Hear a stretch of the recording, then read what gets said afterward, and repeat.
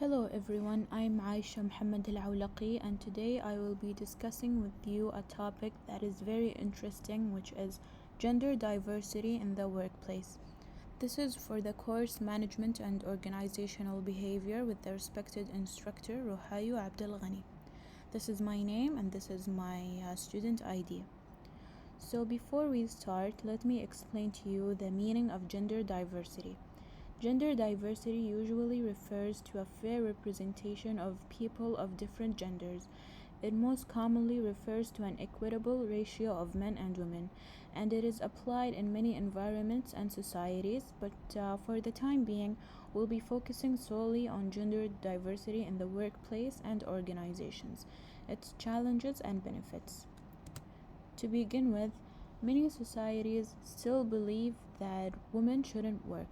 In fact, there are 104 countries around the world that restricts women from working. They believe that women belong in their houses and only men should go out and work, but that's a very old and wrong idea.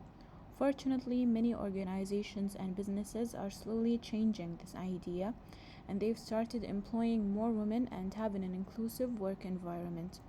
This is because gender diversity has so many benefits for both the employees and the organizations, such as an increase in productivity and retention. This is because the organization has more people with different perspectives and viewpoints, which allows more unique and new ideas coming up. Also, when employees feel respected and appreciated from their workplaces and their workmates, chances are they're far less likely to leave or turn over. They could also start performing much better. Higher satisfaction levels. Think about it. When you're offering more opportunities for both genders of your employees, it means that you're also offering them more satisfaction and more success, which results in a very happy and successful employee. Improving your organization's reputation. This is because you're sending a very positive message to the public about what you stand for and what you believe in, which is fairness and equality. Improvement in cultural awareness.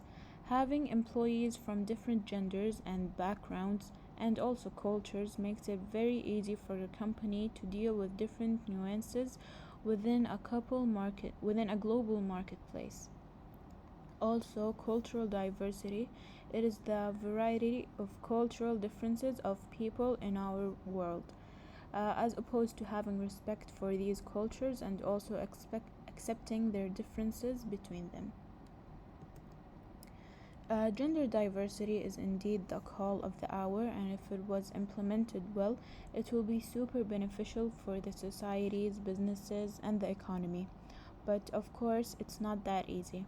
Gender diversity comes with many challenges and problems, and these three are only simple examples of what type of problems it comes with. First, unequal pay. The unequal pay between the two genders, having male being paid more than females, which is still a problem to this day. Men are getting paid a lot more than women, even if the woman deserved it more than the man. Second, racism. Many data suggest that even though women already have enough problems in their workplaces, their race had to play a role with the amount of respect and salary that they receive. Typically, Asian women receive higher salaries than Native Americans and Africans and Black American women. Sexual harassment. Being diverse in the workplace unfortunately comes with a higher rates of different sexual harassment, such as verbal, cybersexual, physical, and sadly, it can lead also to sexual assault. Now that we've addressed the benefits and the major challenges of gender diversity, how can a leader achieve it in their organizations? What we are working on. Firstly, you can review your organization's hiring processes.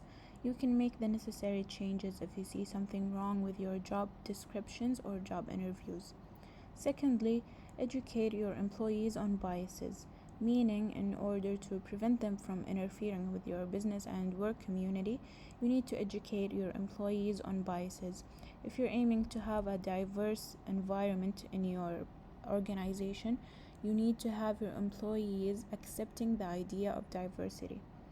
Also, consider giving management and leadership employees some extra training, since they're the ones who are able to make many decisions that could potentially affect the organization as a whole. And lastly, ensure a fair pay for both males and females. As we know, the gender pay gap is continuing to persist, like I said before, but this doesn't have to be true for you. Make all the necessary changes to make it fair for both men and women. To sum everything up, gender diversity is a very important subject and it needs to be more recognized by organizations, leaders, and also employees to make changes for the better. It is a problem mainly caused due to the stereotypical view of working women and how underappreciated they are, even if they were super hardworking with high educational levels and so many great potentials for both themselves and their societies. They're still seen as unsuccessful and non-worthy of their job roles, but still, it has a lot of benefits and great outcomes, which is why I've personally chosen this topic to write about. It is a very important matter, and I wanted to share how I felt about it. This is a very nice quote by the actress Emma Watson. It's now the time that we all see gender as a spectrum instead of two sets of opposing ideals. These are the main references that I used in my research and writing my paper. You can view them in Google Scholar. They're all available on there.